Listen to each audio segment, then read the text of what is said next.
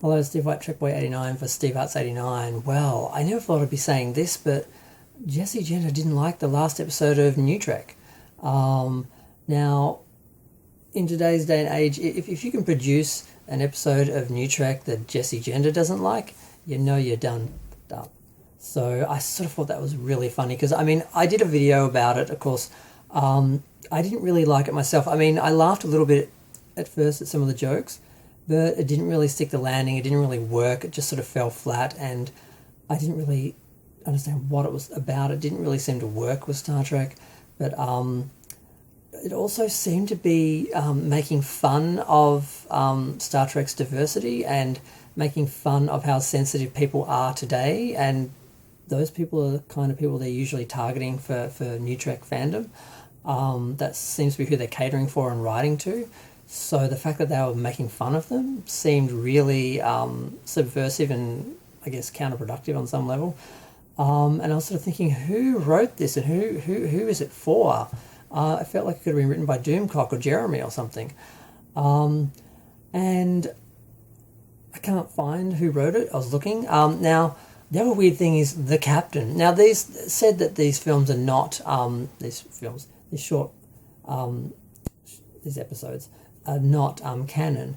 And in this episode, they didn't have Captain Kirk. They had the captain, played by Peter Holmes. And I'm like, why on earth would you have some random actor come in and play the captain instead of just having William Shatner play Captain Kirk, or just someone play Captain Kirk? They had Ethan Peck playing Spock, but they just had the captain. And at first I thought it was supposed to be Kirk, and then I realised, no, it's actually just like a generic captain character. And I did check, and he's just named the captain. So yeah, I don't get what they were trying to do, because they just made fun of Star Trek's diversity and a situation that would never happen in Star Trek. And it just shows these people don't understand what Star Trek is. They don't understand the universe. They don't understand the utopian sort of future that Star Trek, is all about, and that Gene Roddenberry created.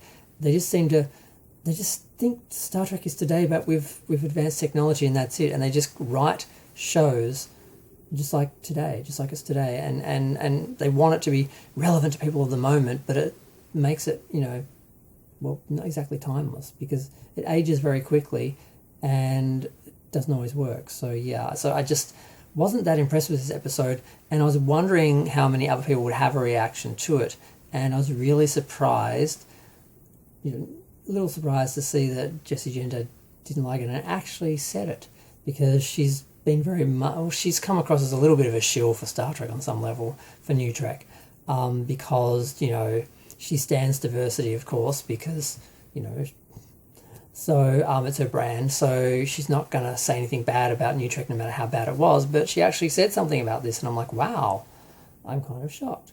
But that's about it. That's the only thing that's happening. I just had to comment on that, because it just shocked me. Not much else happening since Star Trek Day. There's been a few merchandise, announcements and little things like that. That's about it. We're just waiting for the strike to end so they can get back to making Strange New Worlds. That's sort of where we are, and I can't see much else happening aside from like DVD releases and things like that, with no promotion in the next few weeks or few months. But I'm going to go. Feel free to share, like, comment, subscribe. Let me know what you think. Thanks. Bye.